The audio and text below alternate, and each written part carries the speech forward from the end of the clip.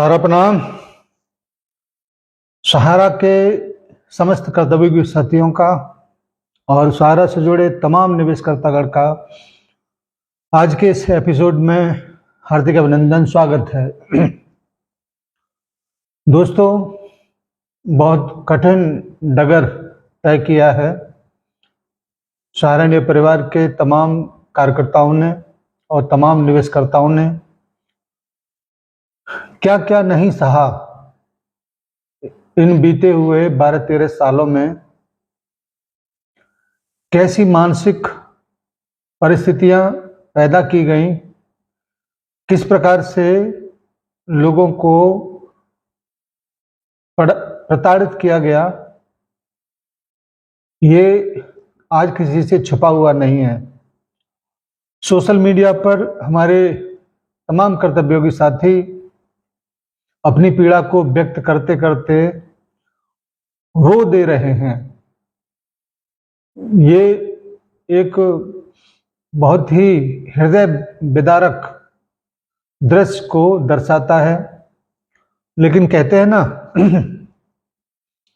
सत्य की राह अगर इतनी आसान होती तो हिंदुस्तान से लाखों कंपनियां डूब गई, वो नहीं डूबती, क्योंकि आसान रास्ते सब तलाश करते हैं। कोई भी संघर्ष के उस पथ पर नहीं जाना चाहता जहां पर लोगों के द्वारा कांटे बिछाए जाते हैं, लोगों के द्वारा ताने मारे जाते हैं, लोगों के द्वारा गालियां दी जाती हैं। लेकिन सत्य के मार्ग पर चलकर उन सभी संघर्षों से जूझते हुए जो मंजिल की तरफ बढ़ता है, वही सत्य की विजय और वही अपनी विजय देख पाता है। सहारा इंडिया परिवार भी उसी सत्य की मार्ग पर चलकर आज विजय की ओर अग्रसर हो चला है, क्योंकि बहुत ही महत्वपूर्ण खबर, बहुत ही महत्वपूर्ण सूचनाएं यदा कदा कई सारे साथियों से बात करने के बाद ऐसा प्रतीत हो रहा है कि बहुत जल्दी सहारा से भी विवाद का तो निपटान होगा ही, लेकिन इसके साथ सहारा इंडिया परिवार के तमाम कार्यकर्ता साथियों के संघर्ष का भी निपटान हो जाएगा। उस पर हमारे निवेशकर्तागण ने जिस प्रकार से पूरे धैर्य के साथ सहारा इंडिया परिवार के विश्वास पर विश्वास बनाए रखा है, वो भी काबिले तारीफ है। क्योंकि जिस प्रकार का माहौल सहारा के विरोधी लगातार पैदा करते रहे हैं पिछले 10-12 सालों से, उससे ये विश्वास को बनाए रखना भी कहाँ आसान था।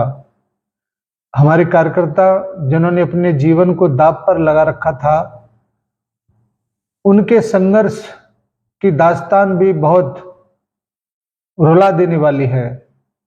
हमारे निवेशकर्तागण जिनकी जरूरतें सहारा इंडिया परिवार में जमा किए गए धन से पूरी हो सकती थी, वो जरूरतें पूरी नहीं हो पाई, तो उनके संघर्ष को कहाँ भुला दिया जाएगा। निश्चित रूप से एक ऐसा इतिहास लिखने की तरफ सहारा इंडिया परिवार अग्रसर है जो हिंदुस्तान में कभी हुआ नहीं। एक इतिहास तो सहारा इंडिया परिवार ने लिख ही दिया ना। आप सोचेंगे क्या, कौन सा इतिहास की बात करते हैं? इतिहास ये है पूरे हिंदुस्तान का कि कभी भी किसी फाइनेंशियल इंस्टीट्यूशन के द्वारा जो भी धन एकत्रित किया गया और जिसके ऊपर रेगुलेटरों के द्वारा कार्रवाई किया गया, उसका एक पैसा कभी किसी डिपॉजिटर को नहीं मिला। लेकिन सहारा इंडिया परिवार ने इतिहास रचते हुए लगभग 5700 करोड़ रुपए का भुगतान तो करवा ही दिया हमारे कार्यकर्ताओं के अथाह सहयोग और मेहनत के द्वारा। और पिछले लगभग 6 महीने से या 7 महीने से कह लीजिए, क्योंकि फरवरी के माह के बाद सहारा से विवाद का कोई सुनवाई नहीं हुआ और लगातार लोग सुप्रीम कोर्ट की ओर देख रहे थे, संघर्ष कर रहे थे, लेकिन फिर भी उसका कोई नतीजा उन लोगों को प्राप्त नहीं हुआ। लेकिन अब ऐसी सूचनाएं प्राप्त हो रहा है कि सुप्रीम कोर्ट के सीजीआई के द्वारा कुछ पहल किया गया है और उस पहल के नतीजे आने ही वाले हैं। उसी प्रकाश पिनकपानी मोहंती में ही सीजीआई की एंट्री इस बात को दर्शाती है कि यह मामला लंबा नहीं खिंचेगा और जल्दी ही इसके ऊपर एक बहुत अच्छा डिसीजन आप लोगों को देखने को मिल सकता है। इसकी एक वानगी मुख्यालय से भी हम लोगों को प्राप्त हो रहा है और शायद कुछ परिणाम मुख्यालय की तरफ से 2-4 दिन के अंदर आप लोगों को दिखाई भी देने लगे। साथियों, जो संघर्ष हमने और आपने किया है उसको मैं शब्दों में बयान नहीं कर सकता, क्योंकि हम भी आपके संघर्ष में बराबर के हिस्सेदार हैं और हमारे ऊपर भी तमाम लोगों के द्वारा अनगिनत शब्दों के तीर चलाए गए, असभ्य भाषा का प्रयोग किया गया, लेकिन आपके हितों की सुरक्षा के लिए उफ नहीं किया, क्योंकि ये कर्तव्य हमारा बना कि इस विषम परिस्थिति में अपने साथियों के साथ मजबूती के साथ खड़ा हुआ जा सके। अपने निवेशकों को जो भी सही सूचना हो उसको सही सूचना आप लोगों के बीच में रखा जा सके। आज ये मेरा 300वां एपिसोड है और लगभग 2 साल का पीरियड होने को है यथार्थ शुरू किए। यानी कि आप ये समझ सकते हैं कि हर दूसरे तीसरे दिन आपके बीच आकर हिम्मत बढ़ाने का काम, ढांढस बढ़ाने का काम, धैर्य बढ़ाने का काम हम लोग लगातार करते रहे हैं, हिम्मत आप लोगों का बढ़ाते रहे हैं और इससे ज़्यादा हमारे अपने निजी हाथों में कुछ और नहीं है। और ये बात भी आपको याद रखना पड़ेगा कि मुश्किल समय में, विपरीत परिस्थितियों में भी अगर कोई साथ दे रहा है तो आपका भी ये नैतिक कर्तव्य बनता है आप भी उसका साथ दें, और आपने बखूबी हम लोगों का साथ दिया है। जिस दिन सहारा इंडिया परिवार की ये समस्याओं का ये समाधान होगा या आपकी समस्या का समाधान होगा, उस दिन से हमारी और आपकी मुलाकात शायद नहीं होगी, क्योंकि शुरू से मैंने कहा कि मैं यूट्यूबर तो हूं नहीं, लेकिन आपके सहयोगी होने के नाते मेरा ये कर्तव्य बनता था कि हम आपके बीच उन सभी नेगेटिव सूचनाओं को खंडन करें और आपका हौसला बढ़ाएं। शायद थोड़ा बहुत मैं इस मिशन में जरूर कामयाब रहा, इसी वजह से इस हिंदुस्तान के सबसे बड़े सहारा इंडिया परिवार के यूट्यूब के रूप में यथार्थ की पहचान पूरे देशव्यापी स्तर पर बना हुआ है। साथियों, जैसे ही इस संबंध में कोई और सूचना आती है हम आपके बीच में अपनी बातों को लेकर जरूर आएंगे।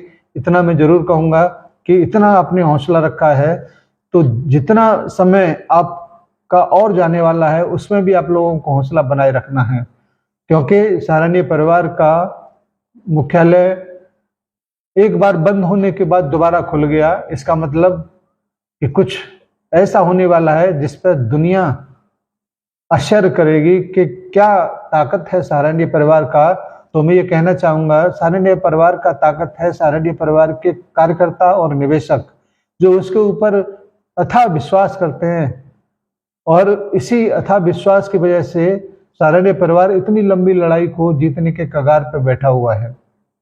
हम और आप बगैर सहारा के इस लड़ाई को नहीं जीत पाते।